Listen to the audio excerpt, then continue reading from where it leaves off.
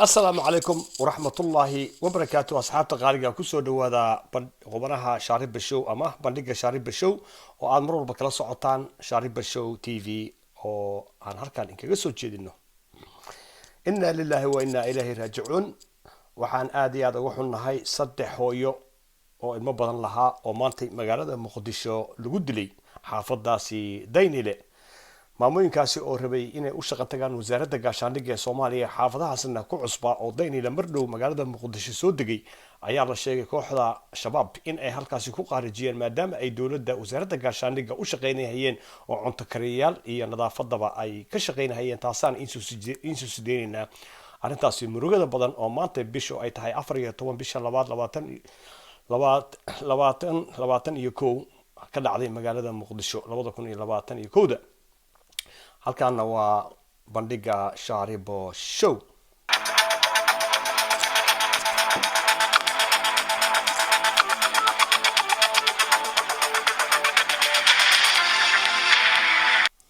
markana koronto wacan asxaabta qaaliga ah meel walba aad nagala socotaan magaalada Muqdisho waxay noqotay meel bahal la galeen ah waxay noqotay meel dadkii caaqiliinta ahaa lagu dilayo dadkii maatada ahaa maanta magaalada Muqdisho oo axad ah bishuna ay tahay 14/2021 waxaa ka dhacday arrin mucjiso leh oo fool xun oo ku xun diinta islaamka iyo dhaqankeena intaba saddex hooyooyin ah oo mid ay ahayd xaamilo 9 bilood ah labada kalena ay wada dhasheen ay haysteen min saddex cunug oo ciyaal ah oo ilma u joogeen xaafadda daynilana ku cusba oo markaasi magaalada Muqdisho qaybaheeda qaar ka mid ah ka soo guuray oo xaafadaasi qaab kirooyinka ay guryaha raqiis yihiin iyo u soo dageen ayaa maanta halkaasi lagu dilay waxaana dilay ururkaasi shabaabka haddaba maamooyinkan oo rabo bajaaj inay raacaan oo ay u shaqo tagaan goobahoodii shaqada ayaa halkaasi lagu dilay oo qudha looga jaray dhiigooduna uu wadadii lagu dilay oo daasana sababta lagu dilayna waxa weeye waxa u shaqeynayeen oo kaliya wasaaradda gaashaandhigga ee dawladda federaalka ah ee Soomaaliya halkaas oo ilmahooda ay bariiska u raadsanayeen iyo guryaha ijaarkooda sandaqadaha ah ee ay ku jireen haddaba dhacdooyinkan kufsiga iyo dilka oo loo kala yeelaynin ma hooyo xaamila iyo midaan xaamil ahayn iyo gabarba ayaa Soomaaliya wuxuu ka noqday dhaqan aad u xun taasoo la leeyahay wadanka Soomaaliya ma nabad noqoto mudago oo taasoo kale ay ka dhacayso ayaan la filaynin in deganaansho iyo tii Ilaahay mooyee ay ka soo dhowdahay sababtoo ah waa arrin uur ku taala leh xumaan leh aan inaba la qaadan karin aakhira iyo adduunba laakiin aad u aragtid dadkii inay arrintaasi la qabsadeen cid wax ka qabanaysa dawlad ama shacab ama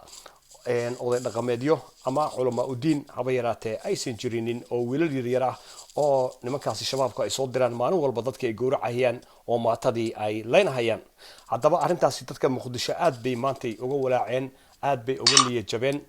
maamulka daynilana wuxuu sheegay saddexda maamada ee ilma ka tageen midna xaamilo ay ahayd labana ay u joogeen saddex ubad ah oo halkaasi maanta rajooyin ku noqdeen iyadoo xaasaska mid ka midana ninkeedii oo mar hore ay ayaguna al-shabaab ku dileen oo ay ku dileen sabab uu dawladda ugu shaqeynayay ay ku raacdaysanayeen oo ay ku qarijiyeen maantana ilmaha hooyadood ay rajo ka dhigeen oo ay israacsiiyeen haddaba waa kana iyada oo warbixinta ka soo xiganay iyo meeshii lagu dilay aan hadda idin soo siideynayno ee ila daawada hadii Ilaahay oo idmo iyo bartii lagu dilay iyo gurigii ay deganaayeen oo maanta waxada magaalada Muqdisho oo dilkaasi foorshxun ka dhacay gadaashayda waxay hooy u ahayd laba kamid ah hooyooyinkii saaka ee koox hubaysan oo loo maleynayo inay al-shabaab yihiin ay ku dileen degmada Daynile ee magaalada Muqdisho waxaana loo sheegay in gurigan idin muuqda oo ay degneed mid kamid ah hooyooyinkaasi oo lagu magacaabo hooyo Faadumo isla markaana ah hooyada saddex caruur ah dadka deegaanka oo aan la hadalnay waxay sidoo kale noo sheegeen in hooyo Faadumo ay lahayd uur 9 bilood ah waa sida u jeedaa walaalayaal waa goobtii lagu dilay oo halkaas lagu qaarijiyay waye oo dhibaatada iyo jirrimada maanta ay saddexdaasi dumarka ee hooyooyinka Soomaaliyeed lagu geystay xaafadda Daynile ee magaalada Muqdisho mar ay goobtooda shaqada ee wasaaradda gaashaandhigga ay ku sii socdeen oo halkaasi ee cuntarkariyaal iyo nadaafadlayaal ay ka ahaayeen oo ay ka shaqeynayeen xaafiisyada wasaaradda gaashaandhigga. haddaba isla warbixintii ayaa inoo socota. subscribe channelka si saarta haddii ilaahay uu idmo si aad warbixinada kale aad u heshaan. haddaba waa tan warbixintii dumarkaasi la laayay oo sii socotay dhageysi wacan. dilka ka dhacay ayaa ah halkan oo ay isticmaalaan mooto bajaajta. waxay dadka deegaanka noo sheegeen in markuu dilka dhacayay hooyooyinkan ay isla socdeen isla markaana halkan ay rabeen in ay mooto ka raacaan iyaguna ku wajahnaa goobtoodii shaqada. waxaana loo sheegay in hooyooyinkan ay ahaayeen hooyooyin ka shaqeeya wasaaradda gaashaandhigga sida ay dadku deegaanku inoo sheegeen. waxaa la sheegay in mid ka mid ah hooyooyinkaasi ay halkan ku ruux baxday sida aad ka arki kartaan. dhagaxan waxaa yaala dhiig si la mid ah. waxaana loo sheegay in hooyada kale ay la socotay ee halkaas ku ruux baxday kadib markii ay ku bilaabdeen xabadaha sida aan ka soo xignay dadka deegaanka. waa sidaad u jeedaan weeye. marka waxa weeye waa gurigii deganaayeen iyo goobihii ay deganaayeen iyo meeshay bajaajka ka raacayeen oo subax walba ay ka shaqo tegi jireen oo nimankaasi qowlisatada ah ay kusoo wiidaysteen. haddaba waa kana maamulka Daynile siiba gudoomiye ku-xigeenka xagga amniga oo ka hadlahaya dumarkaasi ee isagana ila dhageysi wacan haddii ilaahay uu idmo. maamulka degmada Daynile oo nala hadlay waxa uu arintan ku dhaleeceeyay in ay ka dambeeyaan kooxda al-shabaab. ilaahay ha u naxariisto. waxaan joognaa goobtii lagu dilay saddexda dumarka ahayd ee maantay oo ka shaqeysay wasaaradda gaashaandhigga. saddexdaas oo laba ka mid ay ahaayeen dad xaamilooyin oo uur leh. sida aad xogta ku hesheenba waxaa meeshaan ka dhacay dilkii maantay saddexda gabdhood oo lagu dilay.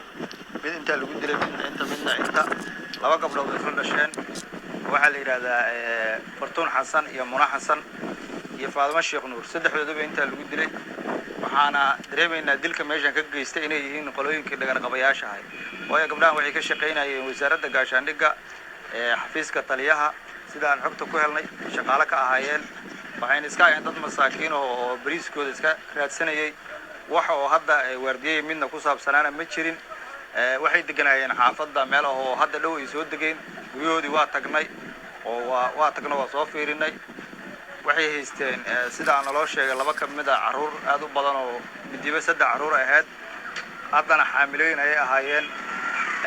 haddana waxaan wadnaa saakay sidii dilku meesha uga dhacay ilaa hadda waxaan gacanta ku hayaa xabadihii mid ka mid ah iyo fuuqaqii biskooladaha oo kuwii lagu dilay ah oo biskoolada in loo adeegsado lagu dilay way caddahay. waana sida aad ogtihiinba dhagarqabayaashii waxa dhibkan geystay. annaguna waxaan ku hor jirnaa ilaa saakay hay'adaha amniga iyadoo aan kaashanayn ilaa hadda waxaa socda baaritaan. waxaan jecelnahay inaan gacanta ku soo dhigi doono kama ay dheer aaga ay ku jiraan iyo meelaha aan hadda xogta ku hayno. aaga dhanna waa noo xiran yahay. maxamed ibraahim waa sida u jeedaan oo maamulka xagga nabadgelyada uu ka hadlahayo ayagoo ku sii shaqo tagaya goobtooda shaqada ee wasaaradda gaashaandhigga halkaasi ay muddo badan ka shaqeynayeen. Daynile waxay u soo degeen saddexda family sida maamulku ay sheegeen halkaasi ku qurbaxay hooyooyinka Soomaaliyeed ee sharafta badnaa ahaa ee ubadka korinayay. weliba mid ay xaamilada ahayd waxay halkaas u soo degeen. waxay ahayd in halkaasi ay ugu raqiisan yihiin guryaha ay ku jireen qaar ka mid ah magaalada Muqdisho. anagoo la soconna magaalada meelaha faras magaalooyinka inay qaali yihiin ama xaafadaha qaarkood balse ay soo degeen xaafadahaasi jingadaha ah ee Daynile ku yaala si ay halkaasi ijaar raqiis ilmahooda uga helaan. lacagta yar ee mushaarka ah ay ka qaataan wasaaradda gaashaandhiggana ay ilmahooda ugu korsadaan oo biilka guriga ijaarkiisa ay uga baxsadaan. haddaba arrintaani mucjiso ayay ku noqotay dadka magaalada Muqdisho qaasatan xaafadda Daynile. waana warahaynta ugu badan ee maanta magaalada Muqdisho taala. waxaan leenahay samir iyo iimaan Allah ka siiyo intay ka dhinteen shacabkuna ilmahoodana ilaahay bedel khayr qaba ugu bedelo. kulleyba ilaahay baa ilmaha irsaaqadooda qoray wayna korayaan haddii ilaahay idmo. casaba iyo Soomaalina way leeyihiin ay u baxsanayaan haddii ilaahay idmo oo xagga ilaahay ilmahaasi ay maanta ka tageen oo ay ka dhinteen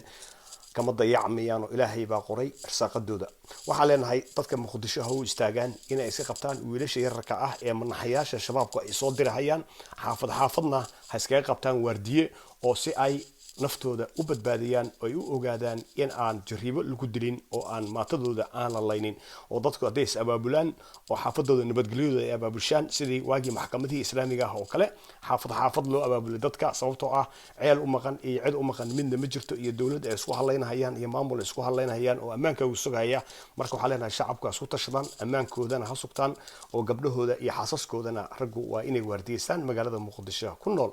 tani mid loo adkeysan kara ma ahan in hooyooyin Soomaaliyeed maalin walba la gowraco la laayo waliba xaamilooyin ah waliba ilmo yar haysta waxa weeye arintaas waxa leenahay waan ka tacsiinaynaa dadkuna ha ku baraarugan hadaad ku cusub tahay channelka subscribe ka saaro qubanaha shaaribo ama shaariba show si aad mar walba aad nala socotid haddii ilaahay idmo wassalaamu calaykum waraxmatullaahi wabarakaatuh